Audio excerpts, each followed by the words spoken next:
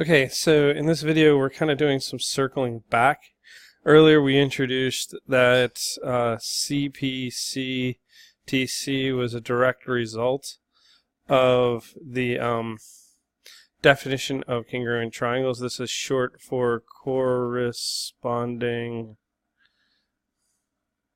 parts of congruent triangles are congruent.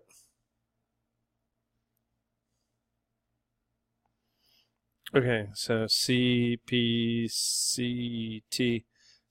Okay, so the idea here is that once you have a pair of congruent triangles, triangle ABC is congruent to triangle DEF by whatever means, whether it be SAS, SSS, ASA, AAS, or HL, you get 6 different statements that are true. Segment AB should be congruent to segment DE. Segment BC should be congruent to segment EF. Segment AC should be congruent to segment DF.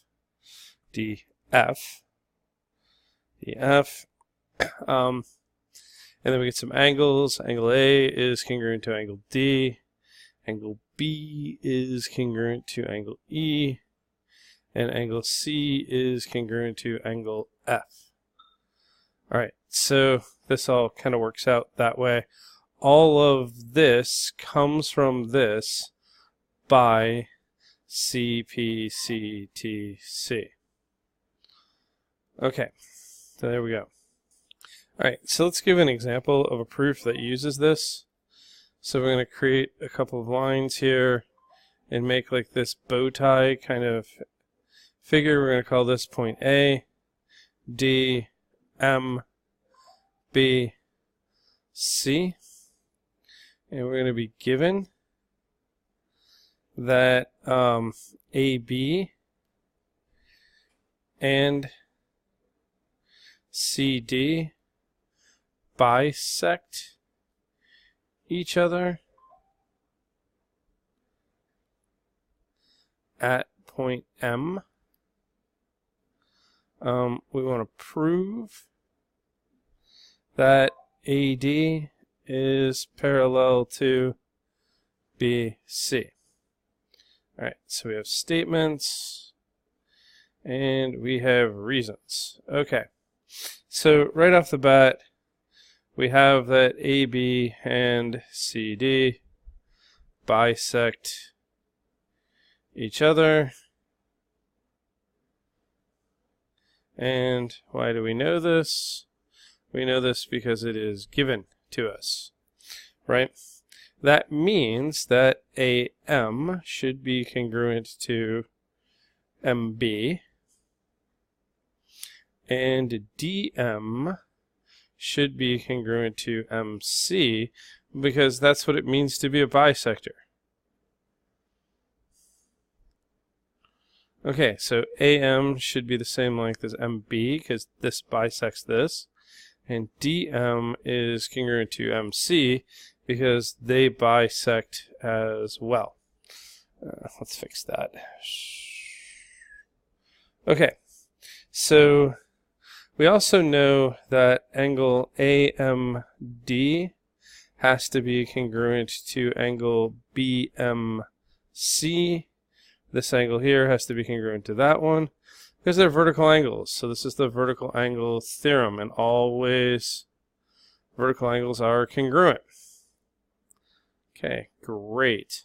So if you look at this, we're able to say that these triangles, triangle AMD should be congruent to triangle BMC. Why is this? Because I have a side, an angle, and a side. A side, an angle, and a side. So that's the SAS postulate, right? So that works for me there. Okay, so we've got that the two triangles are congruent. We want to prove that AD is parallel to CB. So we're going to get us a little bit more room here to work with, and then we'll move forward. Okay, so we just cleared out a little bit of room there. Let's bring back our table here. Statements and reasons.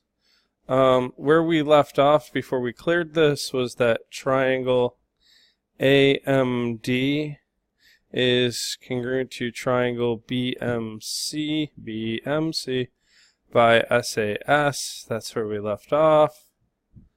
So from that, this is the important move. I now know that this angle here and that angle there, angle A, has to be congruent to angle B by CPCTC because they're corresponding parts of these two congruent triangles, so therefore they are congruent. Okay, why does that help me? Because if I look at this line and that line, and then I view this as a transversal, oops.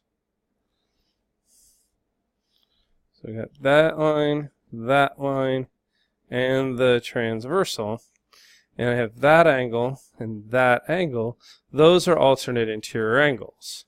So that tells me, since those alternate interior angles are congruent, that the segment AD must be parallel to the segment BC by the converse of the alternate interior angles theorem.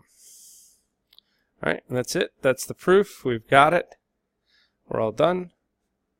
So this is an example of how we can leverage that CPCTC in a larger proof.